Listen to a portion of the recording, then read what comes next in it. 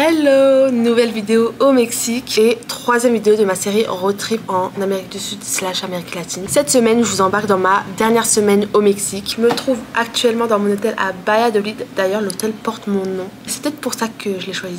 Valladolid, c'est une ville que j'avais jamais faite et c'est une ville hyper mimi, hyper colorée, hyper petite. Ça se fait vraiment facilement. Je vais vous faire visiter juste après. Mais ce matin, on va aller à Chichen Itza. Donc c'est la merveille du monde du Mexique. Même si c'est ma deuxième fois au Mexique, je n'avais pas pu visiter Chichen Itza, donc j'ai plutôt hâte. Donc c'est à 30-45 minutes de Valladolid. Il faut savoir que si vous passez à Valladolid, il y a plein de choses à visiter autour, notamment des cénotes. Donc j'en ai fait 2 hier. J'ai pas vlogué en mode vlog, mais j'ai des petites vidéos, donc je vous les mets juste ici. D'ailleurs, je m'étais fait une réflexion à propos genre du budget au Mexique. Par exemple, quand j'ai fait mon road trip en Asie, donc j'en ai fait plein de vidéos. J'ai l'impression que j'en parle vraiment dans toutes mes vidéos, mais j'ai l'impression que genre les premières semaines j'étais en Malaisie, en Indonésie. J'ai l'impression que mon budget, mon compte en banque ne descendait pas. C'est-à-dire que c'est comme si j'avais de l'argent illimité, je vous jure. Alors que là, le Mexique, je sens les euros passer. Franchement, je sens que c'est beaucoup plus cher que l'Asie. Mais c'est vrai que quand tu fais la transition un peu Asie, Amérique du Sud, t'es en mode ah ouais, ça descend beaucoup plus rapidement, tu vois. Voilà, je voulais juste vous dire ça. Je trouve que faire un road trip en Asie, c'est pas le même budget qu'un road trip en Amérique du Sud. Enfin, en tout cas, pour le Mexique. Mais même, j'avais déjà été au Costa Rica. Les caméras. J'avais déjà été au Costa Rica il y a 3 ans peut-être. Et c'est vraiment pas le même budget qu'en Asie. Après, quand je parle de l'Asie, je parle vraiment de l'Indonésie, Malaisie, Thaïlande, etc. Mais bien sûr, c'est pas pareil qu'au Japon et en Corée du Sud, par exemple, où les prix vont être un peu plus élevés. Enfin bref, je voulais juste vous parler de ça, juste un peu du point budget. Bon, bah c'est parti, let's go pour la journée. Pour aller à Chichen Itza, vous avez plusieurs options. Soit tu prends un taxi, soit tu prends un bus avec la compagnie ADO, ou alors, en faisant une petite recherche, j'ai vu une solution plus économique, c'est le Colectivo. Je vous en ai parlé dans ma première vidéo du Mexique, juste avant celle-ci. En fait, les Colectivos, c'est des transports en commun en gros. Et j'en ai vu un qui va à Chichen Itza pour 50 pesos, il me semble, ce qui fait 2,50 €. Et c'est moins cher que ADO, c'est moins cher que les taxis. Technique de rat, de rien. Ça ressemble à ça, c'est des petites camionnettes blanches. Généralement, il y a marqué la destination sur les camions. Ça y est, j'ai pris mon ticket aller-retour. Finalement, c'est pas 50 pesos le trajet, c'est 40 pesos le trajet, donc encore plus bénéf. Ce que je vous conseille, c'est vraiment d'y aller tôt. Le seul point négatif des Colectivos, c'est qu'il faut attendre qu'ils soient remplis pour pouvoir partir. C'est-à-dire qu'en vrai, tu peux partir 30 minutes après que tu sois arrivé dans le Colectivos, tu vois. Faut attendre qu'ils soient remplis, quoi.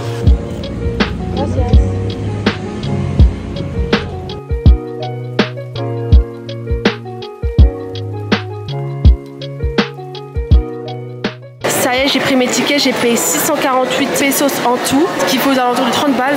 Regardez le monde. Il y a grave du monde, mais en même temps, c'est une merveille du monde. Et il est 10h30, donc on est... Bon, c'est bon, j'ai passé l'entrée et tout, j'ai donné mon ticket. En fait, il m'est arrivé une petite mésaventure. En gros, quand je m'approche et tout pour donner le ticket, je vois une petite affiche en mode que les caméras sont interdites et tout, tu vois. Je me dis, ok. Hop, je prends ma petite caméra, je la mets dans ma poche en scred. Donc la personne, elle fouille mon sac et tout et elle voit un mini trépied, tu vois. J'ai un mini trépied. Et en fait, elle le prend et tout. Et elle dit qu'en gros, je dois le mettre dans un locker et tout à 50 pesos, donc 2,50 €. En fait, j'aurais dû aussi cacher le trépied, mais je savais pas. Du coup, tout ce qui est trépied, GoPro, caméra, en fait, c'est interdit. Soit vous louez un locker juste avant, ou soit vous le cachez comme moi en scred, quoi. Là, dites-vous, je sais pas, pensez pas, mais la merveille du monde, elle est juste là, normalement. Et en fait, j'ai pas envie de tourner ma tête. Alors j'ai envie de vous regarder après. Bon bah finalement le suspense n'a pas duré longtemps. Je viens de la voir, je viens de me retourner pour la voir. Après la muraille de Chine et Petra en Jordanie, je suis devant ma troisième merveille du monde, Chichen Itza. Franchement, la meilleure chose c'est de prendre un guide pour vraiment connaître l'histoire du lieu, etc. Sauf que moi, j'aime pas prendre des guides parce que j'aime bien genre me balader où je veux, enfin en gros avoir de la liberté. Mais je me suis un peu renseignée quand même sur l'histoire du lieu. Déjà patrimoine de l'UNESCO depuis 88. Entre 800 et 1200, c'était vraiment la capitale de la péninsule du Yucatan. Et en fait, c'est là où se concentrer tout ce qui est pouvoir, économie et politique de la région du Yucatan, quoi.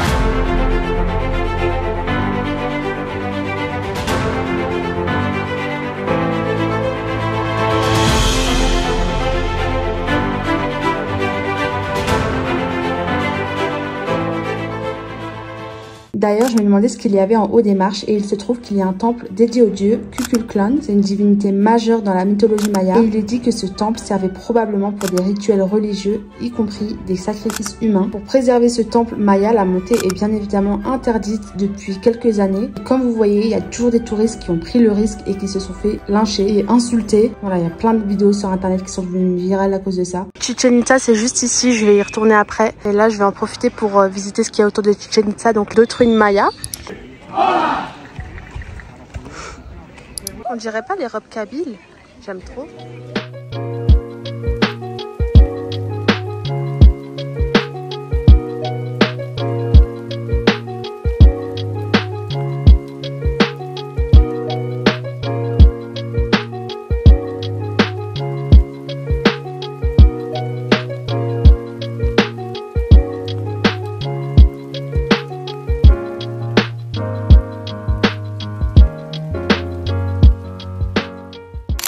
Après avoir récupéré mon trépied, je suis retournée à Valladolid. Donc comme vous voyez, c'est une ville super mignonne, hyper colorée qui me fait beaucoup penser à Cuba, même si je ne suis jamais allée à Cuba. C'est une ville qui se visite très rapidement. Personnellement, je me suis juste contentée de me balader dans les rues, dans le parc. Et si vous voulez, il y a des musées, il me semble, à visiter et une cénote au centre-ville. J'ai pu tester les churros de là-bas. Apparemment, c'est une spécialité. Franchement, ils étaient excellents. Une fois la nuit tombée, j'ai pu admirer les décorations de Noël vu qu'on est en décembre. Et en fait, ça me surprendra toujours autant qu'ils fêtent Noël dans un pays chaud. En fait, j'associe tellement cette période de l'année avec le froid, la neige, etc. Que me dire qu'il y a des gens qui fêtent Noël en short et au soleil, bah c'est incroyable, je trouve c'est trop bien.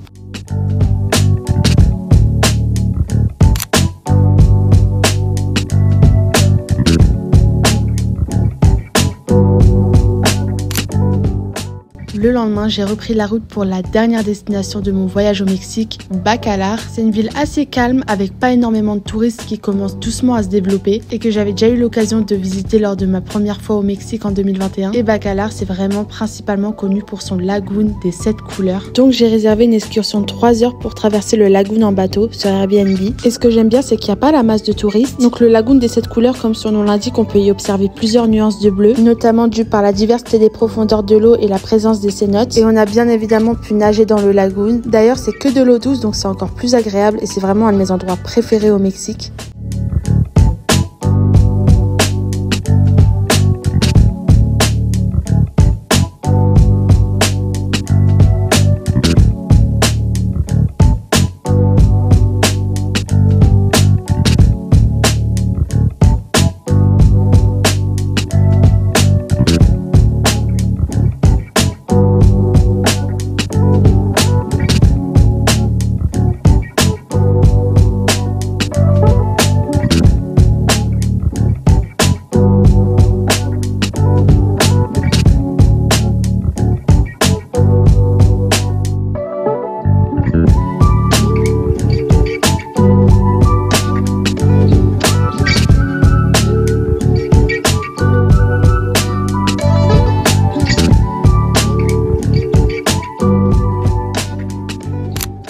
Le lendemain, à 15 minutes en taxi de Bacalar, on a pu visiter Los Rapidos. L'entrée est à 200 pesos, donc environ 10 €. Et en fait, c'est une sorte de lagoon rivière avec un léger courant et le but, c'est de te laisser porter. Donc tu peux te laisser porter par le courant en bronzant tranquillement. Franchement, c'était trop bien. Et c'est comme ça que se finit mon séjour de 3 semaines au Mexique. Bien évidemment, j'ai pris un dernier guacamole. Et d'ailleurs, pour ma dernière journée, il y a eu un arc-en-ciel. C'était incroyable. Il est temps pour moi de prendre la route pour un autre pays. Et on se retrouve très bientôt pour une prochaine vidéo. Bisous!